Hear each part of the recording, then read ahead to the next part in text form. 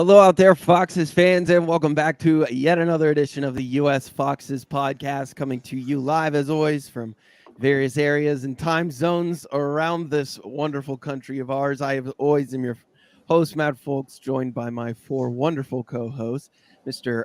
Chris Warner, also here in San Diego. How are you, my friend? Doing well, mate. Doing well. Happy Monday. Yeah, doing very well. How you doing, buddy? I'm doing fine over some food poisoning and feeling much better. So thank you for asking. Sending it over to New York City and Mr. Jason Becker. How are you, man? I'm doing all right. The clown show came into town here in New York City, but I think it's all over today. So it's good to see your refreshing and very sane faces this evening. Understand that. And we'll head down south then to Mr. Jim Harris in Texas. What's up, Jimmy? Welcome back after your extended absence from the show. It's good to see you again, man. Thanks. Yeah, I'm back from my European tour. So I took Claudio and the boys with me. I wish, but yeah, a great vacation, and I've missed you guys. So it's nice to be back. We missed you as well, and yeah, just a few things happened while you were gone. So hopefully you were able to keep up with the club and have some idea of what's going on around here, because we have lots to talk about on this episode. We faced Man City on Saturday, guys, and depending on who you talk to, it was either some people have said it was a great result given the circumstances. Some people have said it was just a bullshit result and nothing matters at all. So whichever you want to pick, I guess we can go around and get your guys' opinions. Started out pretty ugly. I think had some of those starters not been pulled because of Champions League duties this week for Man City, I think we could have been looking at a 6-0 or a 7-0. But depending on or 7-1, sorry, depending on who you talk to, definitely some different opinions on that. So Chris, we'll start with you, man. Is this a case of we got lucky that they took their foot off the gas, or did Leicester really win the second half, as I'm seeing all over Twitter? Okay, I'll say a little bit of both. Be optimistic here.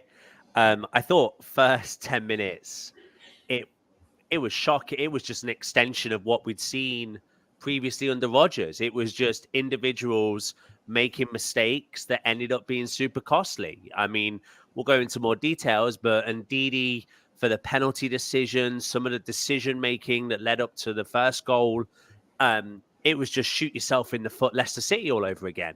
But as the game progressed, I mean, there were moments. I'll give you that. There were moments. I mean, Matt, I have to admit, it was probably one of the better games this season watching it with you, surely purely for the commentary of us deciding whether it was the kit man, whether it was a fan, whether it was a fan's son that came on the field. We had no idea who it was by the second half. But what it was second half in the end was, I think, there was a response after halftime. And I think that's what I was hoping to see. And yeah, it's been and it's done. I mean, we lost, but it wasn't the embarrassment that I kind of woke up Saturday morning fearing. Right. And we'll dive more into it, obviously, guys. But there were signs of life even early this week when we started seeing images out of training camp and, just seeing guys smile. It's, images of Dean and Yuri and Shaky and Vards, everybody just playing grab ass and laughing and just having a great time. So the vibes looked high coming in, and you really had to question yourself, are these vibes just the fact that everybody's getting along and looking so happy? Is that going to be enough to really help these guys remember who they are? Jason, your thoughts on just your overall thoughts on the match and what you felt after? Yeah, look, even if they did take their foot off the gas, Man City's second, third, fourth string players are better than pretty much most teams in the league and probably most teams in the world, right? So anything that you can get of anyone wearing one of those sky blue shirts is a positive. It could have gotten really ugly very quickly, but it didn't. And I think this game was more about Dean Smith just finding out more about his players and seeing them firsthand than anything else. And it was almost like a full preseason slate of friendlies condensed into one game, really, for him, and a full kind of training camp that he had to condense into 1 week, so he can sort of figure out what gives us the best chance to maximize our points, especially in the next 3 games. And there are players that have been written off, and they had a chance to get out there and actually play for the new man and show what they can do. And so when it comes to that, I think that those are positives. And while, indeed he had a really rough first half, I think this is all about I think, Matt, you're onto something when, the vibes and the confidence are going to play a big part in this. And we're not going to get anything until we see that the players get their confidence back and their mojo back. And Smith is, to his credit, really focusing on that as well. Yeah, it's got to be at least a little bit better on the first day with a new boss after you've been working for a boss that has spent the previous entire year just bitching about how bad the people underneath him are, and that's why he can't get results. So I think that alone, just getting to play for somebody that appreciates you is going to be quite a difference for some players. And man, did we see that right away with Soyuncu getting in there. So that was interesting to see. Jim, let's hit with you and your thoughts, bud. Yeah, I echo the Chris and Jason with, I think it was definitely a game of 2 halves and maybe almost 4 quarters in a way, because I think Man City had kind of done and dusted after 25 minutes, 3-0 up. And at one point, I think it could have there was an expectation that we might concede more goals than we get possession percentage, the way it was going with the match that way. But like overall, I think, like as you said, Matt, there looked a lot of positivity in the training coming in, leading in. I think the intensity looked like it was there. It looked like actually they were sort of trying to bring some enjoyment into the training sessions as well, and sort of say, hey, like, it's a game. We treat it seriously, but also you play with enjoyment. You kind of, it encourages you. And it sounded like Dean Smith and Shaky had been trying to instill that as well. So it was interesting to see the lineup, and as Jason, you said, kind of a really fresh start for everybody in the squad. Everybody who was a registered player had a chance, and if they impressed, it was clear that they got in. And I think that was exemplified by Soyuncu getting a start, and then probably being our best centre back for the whole match, and almost making us think, like, where the hell has he been? It was this, like, Brendan's ego was meant more than results on the pitch or Leicester City's position in the league, it seemed. And yeah, I get he's going, to Atletico Madrid, but he's our player until the end of the season, as Yuri is, as a number of the others that we've talked about.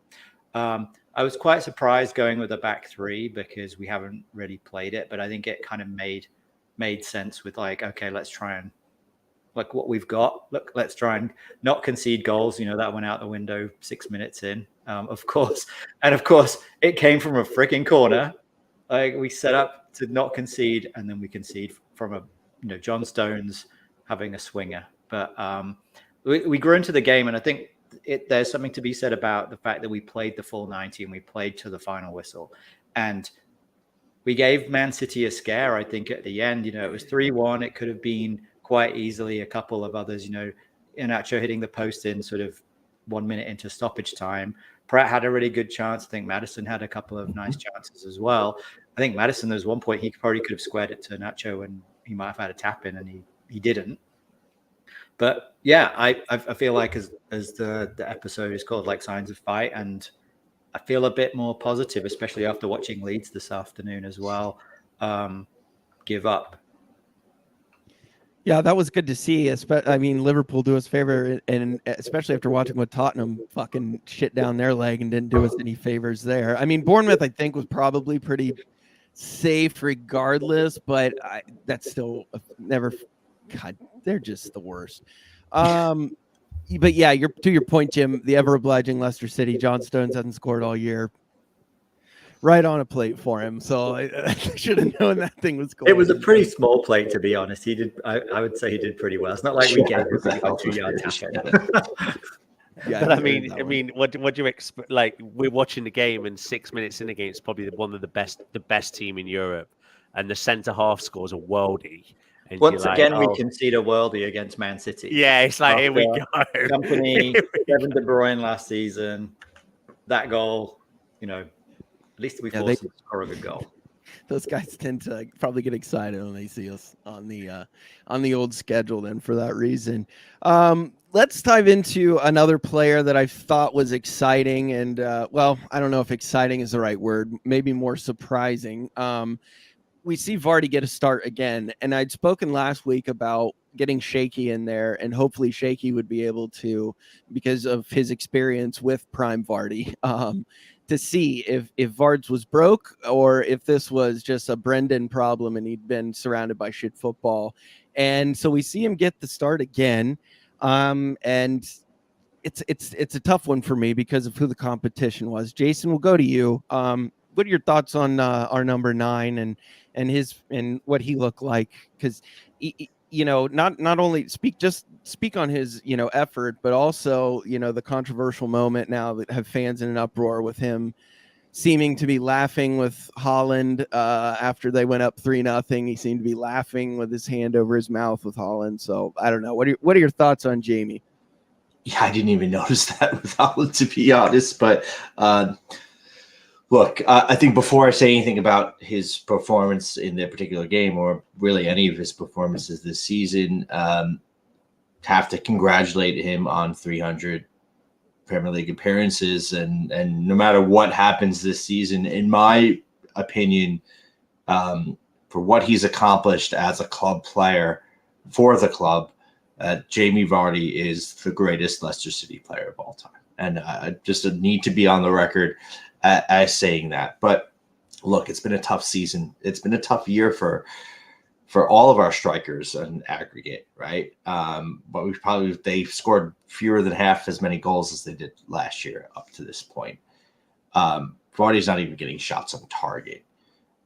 It was a tough half for him, and there just was no link up play. We were camped out in our own half, and it just the game plan really wasn't working. So Vardy's not going to be able to do much. I was concerned to see him so far offside on that one chance that came through, and it just maybe it's a sign of just someone who's not fully present, perhaps, or may have other things on his mind, or other kind of physical limitations that didn't exist earlier in his career. So hoping that there are still a few more goals left in him. I think there would be nothing that would kind of boost morale more than a Jamie Vardy goal during one of these upcoming games, like en route to a great escape. So I'm hoping that we'll see that. And I think we've seen it before when there was that barren spell under Puel, and at other times in his career, you don't ever count him out. And I don't want to do that yet. But I think it's pretty clear for me who our number 1 striker is right now, and hopefully we see Iheanacho getting more minutes out there. Yeah, he just seems like he could be that answer for what we need. He puts the one off the post. I'm very excited about what Nacho could mean, but I'm with you. I would love to, if we could figure out some way, whether it isn't a 2-man system with Nacho, because we've seen that be lethal before. I don't know what it is, but I'm 100% with you. I don't think anything could rock the KP more than Avard's goal and maybe a little shithousery with a celebration. Chris, your thoughts on Jamie and what's to come? Yeah, firstly, echo Jason's point. I think 300 games, especially starting in the Premier League so late in the career that he did, is incredible. And yeah, I mean, I think he really is the best Leicester player I've ever seen. And so I'm very, it's been great to watch him. I think in terms of his performance on Saturday, disappointed again, but I'm not surprised because, as you guys pointed out quite correctly, he just didn't get that service that Jamie Vardy needs to be effective. Jamie Vardy's not a guy that can get a ball, be big, hold it up, look for a layoff. He's always wanting to run behind. And he's just got to that age now where, like you guys have said, maybe that spark and maybe that second pace has just gone. And I echo what you guys said about Nacho as well. Second half, he's the sort of guy that we're going to need to be up there. And I think, as Jason pointed out really nicely earlier, like, it was a training camp, so to speak. It was an opportunity to look at every player. And I hope Smith looked at that second half and realized that I think Nacho is our best guy to go through the middle with moving forward. And I mean, look, Vardy's always going to be a poacher. He's always going to be someone 6 yards out. If the ball comes to his feet, I'll take him over everyone in the team to bash it in the back of the net. But we have to be realistic, I think, for the next 7 games. Are we going to be in those positions where we're going to be doing that? Probably not. Our team's just not there in terms of the way that we've been playing and the way that we get opportunities. So I think personally, I'd go with Nacho. And at the end of the season, I think we just have to the club has to have a conversation with Vardy about whether or not they're going to continue, whether he's going to go move into more of a player coach role, or whether he's going to come over and hopefully become neighbors with Jason in New York. Come play for that new San Diego franchise, you mean? Jim, let you touch base on that then. What your thoughts were on Jamie? We'll let you finish it up. Yeah. Again, congratulations. 300 appearances in the Premier League. I think it's 134 goals that he scored as well. Just doing the quick maths of made it easy because he scored 20 for us in the Championship, and then I can just do the maths of 154 minus 20. But a great club career. As Chris, what I think, we'll take stock of what we do with him next season based on where we are. I think if he's in the Championship, let's give him a run. He can probably deliver at that level and have some rotation. I don't think he would leave if we were there. I think he'd probably want to stay and help us get back up, if anything. Hopefully he has some sort of contract clause that he doesn't get paid as much as he does, because it will bankrupt us in a season on his own. Look, I think I was surprised he started. I think that was my biggest worry about Shaky coming back, that it was going to be a bit of jobs for the old boys, a little bit, because he felt comfortable. There must have been something they saw in training.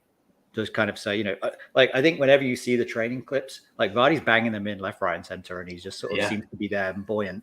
But Jason, as you said, that offside chance, not only was he like 2 or 3 yards offside, and it wasn't like he ran early and he was waiting for the ball. He was just offside, and then I think Maddison just ended up passing the ball through to him, and he was like, "I know you're offside, we all know." But the old Vardy would have put it in the back of the net as well. Still even. Yeah, being offside. He took it round Edison, and he would have still finished it and gone, okay, cool, I'm up, practice my finishing. And he sort of got round Edison, did the hard bit, and then he, I don't think he took it that wide that he needed to hit the side netting. So I think there's just that sort of instinctiveness that's maybe not there as well. And maybe, as you said, Jason, is it he's not quite 100% focused, which then is kind of, it's even in 1 or 2% in the Premier League is a huge margin. Because I don't think pace is an issue. He's kind of could change his game to be more of a poacher. And I think we've seen him score a lot of poachers goals, or a lot of sort of individual goals as well. So not everything is just a through ball. The old, I think Haaland's goals are like the Vardy old goals in a way. That goal that Haaland scored to make it 3-0 was like a classic. We've seen Jamie Vardy score those goals all day, every day. But let's see what happens. Nacho's definitely the starter for me. I don't know if we stick with a back three or we go back to a 4-2-3-1 for the next game, and we try and get, if Barnes, I don't know how long Barnes is going to be out for. That's probably, to me, the biggest ask. And I think it's kind of also quite telling that they didn't even fancy Tete for any minutes to come on as well. So yeah, we'll like Nacho to start going forward. Let's get Maddison closer, which he did in the second half as well.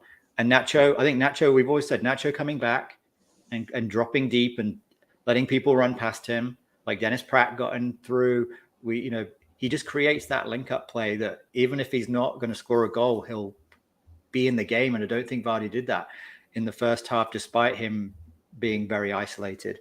I think the final thing on Vardy was, why the hell was he defending our box for corners. He's 5'11". He's decent header, but we had no one even stretching the play, and him not pushing out for the first goal. If I'm being kind of quite critical, but he just sort of jogged out, played Stones, played Haaland on, like Haaland was offside, but he played Stones onside. And if he'd have pushed out with everybody else, they don't score the first goal. One thing I'll offer, and I just thought of this about, maybe Vardy and Haaland laughing. Again, I still haven't seen it, but I don't know if you guys remember, but when Haaland had started with Man City, he did an interview and said that he would study clips of Jamie Vardy. So maybe Vards was telling him, I think I know where you got that one, pal. Yeah. So maybe Vardy could get a piece of his goal bonus. And if you play any sport, and you can't not just sort of have some chat with, even the opposition. And that was a bit of I can imagine Gallows humor. I was listening to Nugent after the game. He's like, "What do you do in that situation? You get pissed off, and you can probably just have some banter with them and have a chat at that point. You're getting creamed." So I don't put it on Vardy to not that that's the sign of him mailing it in. Yeah, me either. I didn't really buy that. But... I know you were just passing on what Twitter was saying, Matt. Yeah, talk to the Twitter detectives that apparently. Matt, what do you think about Vardy then? You always ask us, but you don't. Sorry. Yeah. I'm with Jason. I really. Okay. Here's my thing. So we've seen players at the end of their career go down physically. Like that makes sense, right? You get older, stuff starts working, your knees aren't good. The more concerning thing to me is like what you said, Jim, the fact that he's not in the positions that he normally should be in, that he doesn't look as mentally in it. And those things are way more red flags to me than the physical stuff, that he's not beating guys out on sprints and things like that. And, earlier in the year, I had resigned myself to, well, Brendan's got a shit locker room going. Nobody wants to play for him. Fucking Casper had to leave the club, for God's sakes, to get away from Brendan. That's how bad and soiled that relationship had gotten. So I was thinking that maybe Vards is, doing it for the badge only, and Brendan's just got into his head so much that that's the whole thing for him, is it's a Brendan problem. Mm-hmm. But then to see some of the same mistakes repeated, on Saturday definitely make me ask a few more questions. And I think, I've said it before, I think he has to be a 70th minute kind of guy from now on. That's what only makes sense to me, I guess, because, short of us playing two up top, because I do think that Nacho Vardy combo, until proven otherwise, is our best option. I know we talked about our hopes, of that African connection between Nacho and Daka, but that really hasn't, that hasn't come to, fruition at all. So I think that if we're going to do two up top, it's got to be those two. But if not, it's got to be the Nacho show going forward. And yeah, we just hope and pray that Vards can figure it out and maybe have some big end of matches for us going in. That's kind of where I am on him, Jim. Okay. I guess the other thing is mental health is a big thing, right? As we all know, and we don't know how much it's really affected him with, it's kind of, on the surface, the Rebecca Vardy, it's Rebecca Vardy, but we don't know how much that's really had an effect on their family and personal life. And like her reputation has been kind of very harmed.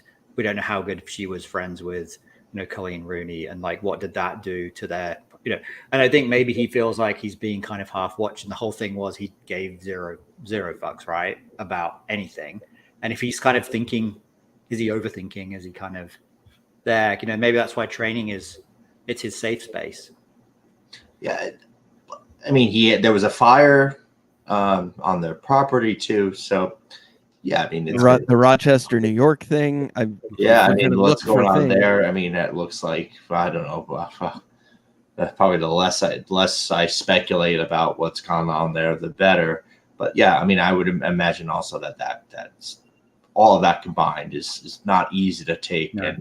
And as you guys said, it only takes a fractional drop off to make a huge difference in how you play at this level. So I think it's a really good point, and maybe something that maybe more fans should consider when they talked about the greatest of all time. For sure. For sure. We're all in agreement there. Build the statue will be built for that man. Let's talk about some other stuff, guys. I've got down here how weird it was to see John Terry in LCFC gear. That's still weird to me when I see him come around the corner and he's wearing Leicester gear. I also let's look ahead, Chris, to this week coming up with Wolves. We've done a half hour looking back on a match against Man City that people had written off anyway, and they've said, well, Dean's got 8 matches. When reality, it's probably 7 matches if we're being real. And I mean, we've got Liverpool in one of those as well. And we saw they just did the Leeds. So let's look ahead to these next 3 that look very enticing from where we are, Chris. We'll start with Wolves on Saturday. Let's dive into it. Yeah, I think Wolves are a club that we're trying to emulate, I think, over these last few games. They've gone on a run recently. They drew against Forest, but then obviously they went ahead and I think they beat Chelsea, and then they've also beat Brentford as well, I think, last weekend. So they're a side that has got some momentum. They've got mid-table now. They're probably thinking that they're safer than they were previously. So we've got an opportunity there. But I think Wolves at home has always been a tough fixture for us. They've always come and they've always been aggressive and physical at the KP. I think back to the past few seasons, we've snuck a win. There's been a draw in there. I think it's just been really been a tough fixture for us. So yeah, it's the start, Matt, of these 3 games. I think we spoke a couple of weeks ago about where we're looking to try and get points. So I'm going to go in optimistic. I think I saw enough on Sunday that we've got a puncher's chance to grab something from this game.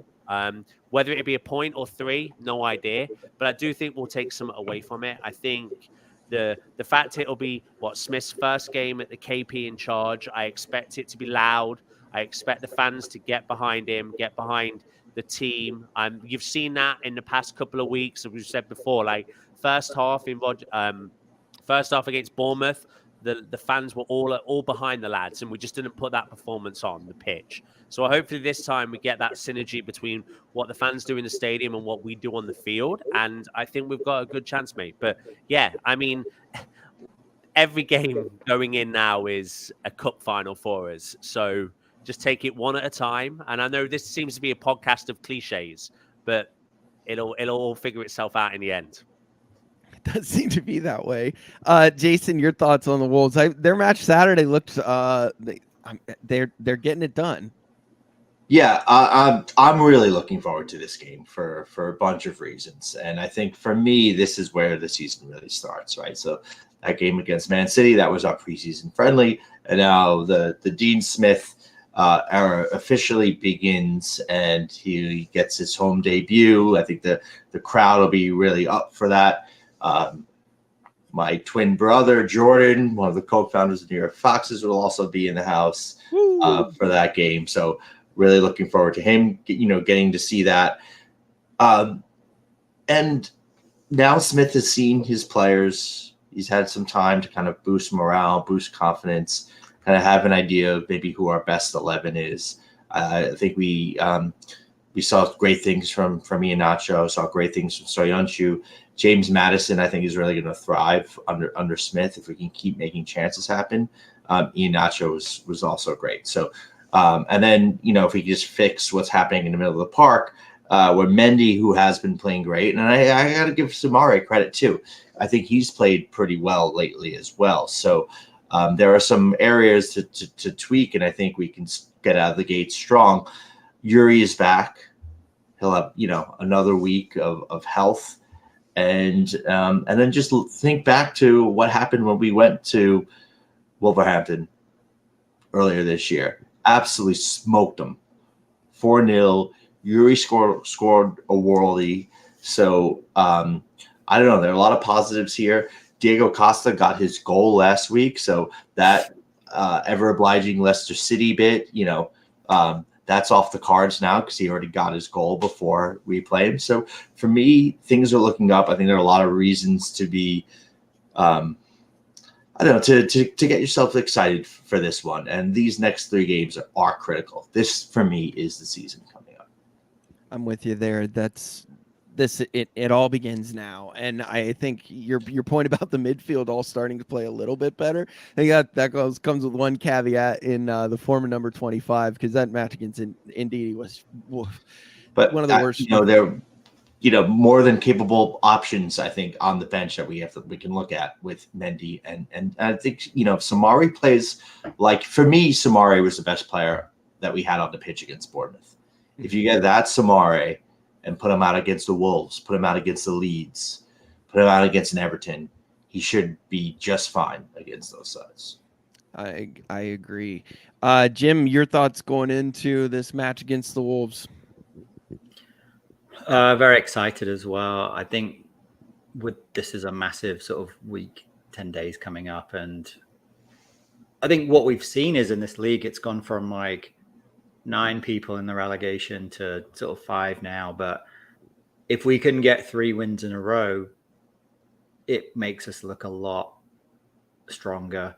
I think we just need to finish above 3 teams. That's everybody's goal, right? I'm not, we were looking at Palace, we were looking at Wolves even a few weeks ago. We were looking at Bournemouth. Look what happened with Bournemouth. Like, they've kind of gone on, they beat us and then they've won again. And they're sort of now they're probably quite close to, one more result, and they're probably going to be safe. West Ham are kind of creeping forward.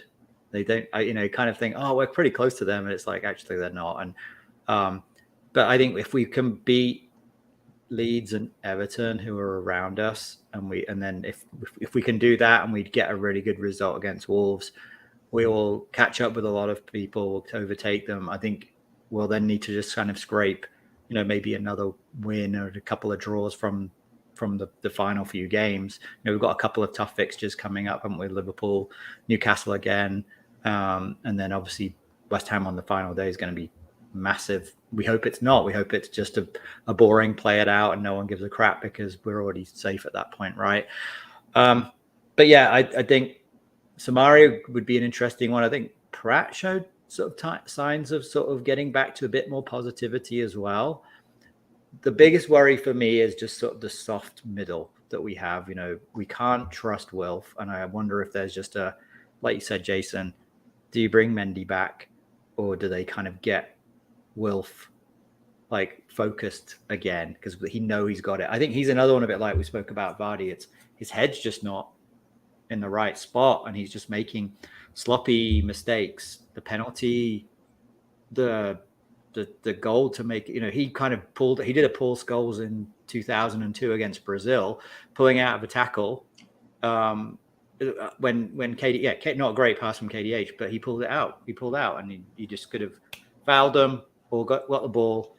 That's it. But it's not the first time he's done something like that this season, too. Exactly. There's a really soft plays there. Yeah, but I want to be positive. I think that Dean Smith and team, as we said, good in game management, good sort of positivity. I think we can get a bit more directness about us. We get the team close together, and we can just string some passes together. I think we can give Wolves a game, and I feel like the way Everton and Leeds are going, we should be able to, if we play like we did in the second half, I feel pretty confident.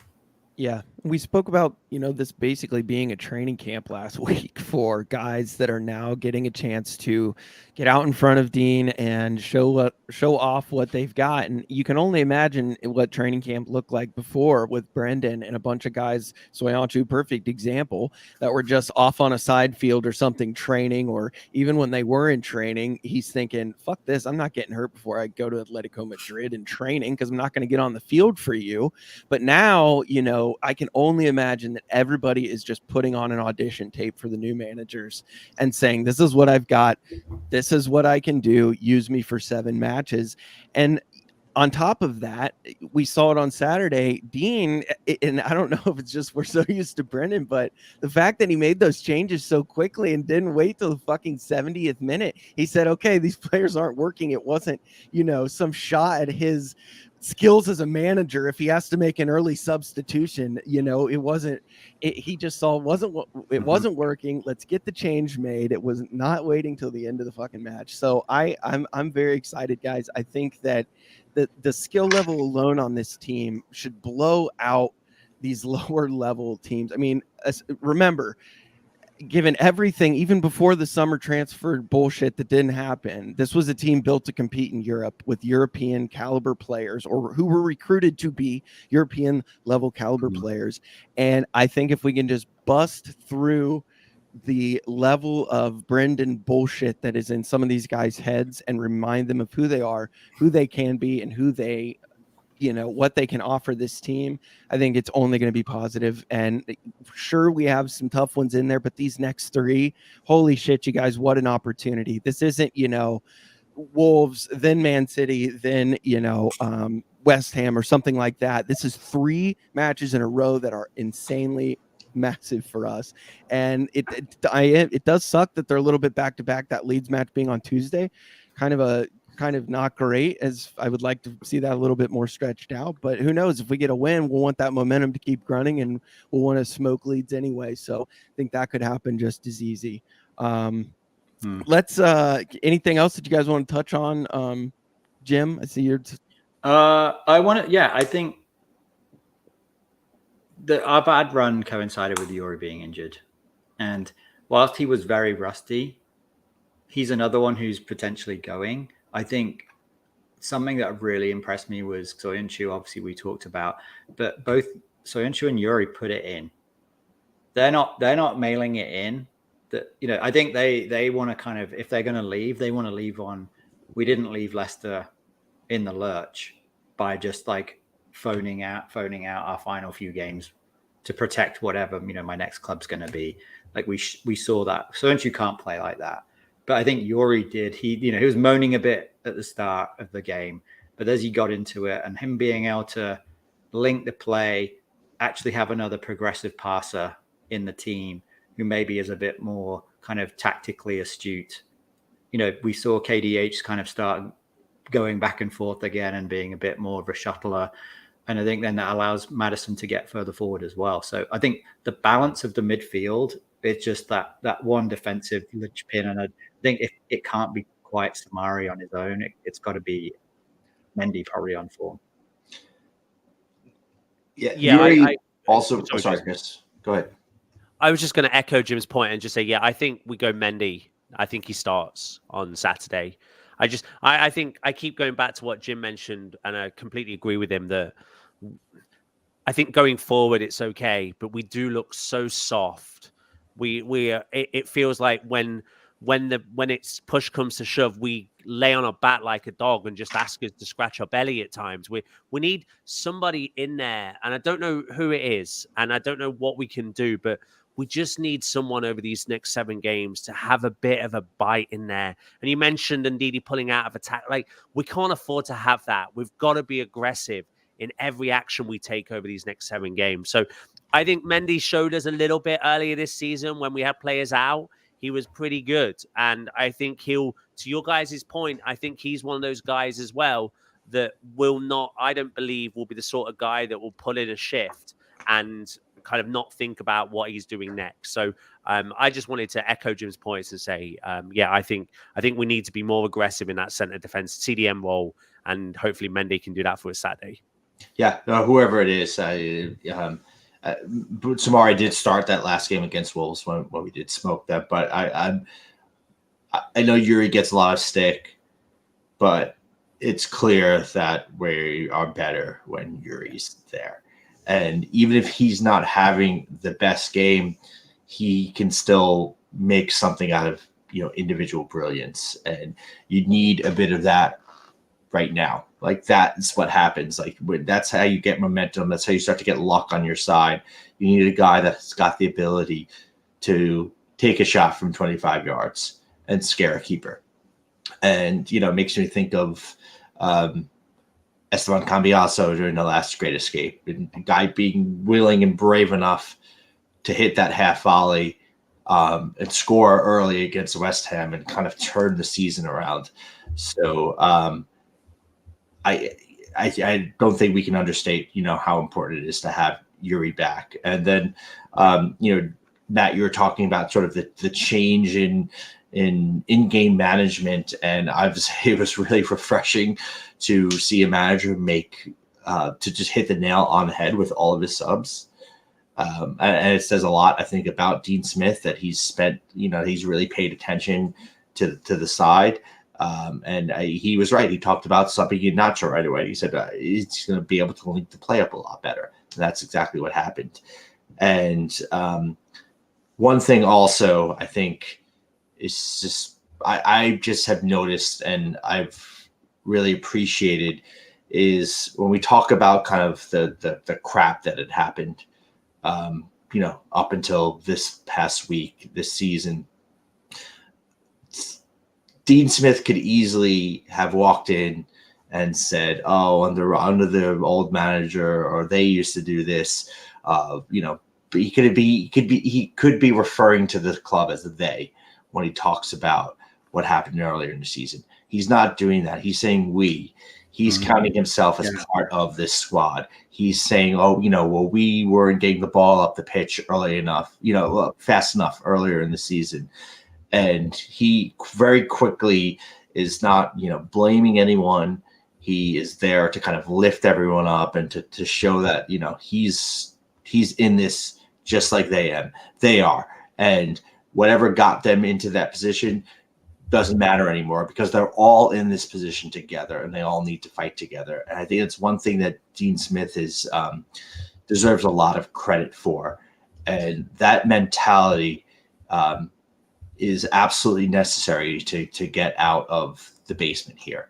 And so kudos to you, Dean Smith, and may that attitude sort of show itself on the pitch. Yeah, definitely. And I think you hit the nail on the head when you said he has been paying attention in training. And I think John Terry was as well. And I think that's probably why we saw Soyuncu on Saturday, because I think there's two very, very similarly like-minded men right there as far as the way they approach the game. So that's great stuff. And to your point, Jim, that you made about, Cags and Yuri, putting in the work to help us stay up and not putting in a shift. I mean, you just got to look around the stadium and listen to the songs that our fans still sing about Esteban Cambiaso, about Leonardo Ulloa. And that's because of what they did to keep this club alive in one of the most important and crucial years. So if you do put in that work, you can be a club legend in every way, shape, and form. And I can only hope and pray that we've got a lineup of players that are going to embrace that challenge and hopefully make that a reality. Sorry. Yeah, guys, on that note, Saturday is huge. So wherever you are around the USA or in the UK, if you're not going to the KP, then please get with your local fan group. I know the New York Foxes are going to be together. The San Diego Foxes are going to be together. Philly Foxes are going to be together. Texas Foxes, I'm sure you guys are going to have some stuff going on. So wherever you guys are in the country, the way we're going to do this is together. That is the key. So grab your friends, bring your cousins, bring your uncles to just and be there to sing for the boys and keep the attitudes high, because we're not going to do ourselves any favors getting down on this group, because the only way forward now is literally forward. And what's Jason? Yeah, look at Everton last year, the way they stayed up, and that Goodison Park crowd had a lot to do with it. And now it's our turn to do it for our players. Right, Dean Smith and Villa a couple years ago when he kept them up on the last day. So wherever you are in the country, guys, get together and be loud, be proud, and let's do this together, and hopefully we'll be laughing about this next year when we're in the Premier League still. On that note, thank you all for joining us on another edition of the US Foxes podcast. It means the world that you guys spend this 45 minutes or so with us every week talking about this club that we love so much. And if you could hit that share button or leave us a review, we would appreciate it. Help getting the word out. But for Chris, Jason, and Jim, I am Matt, and we will see you guys next week, hopefully celebrating 3 points against the Wolves. See you then.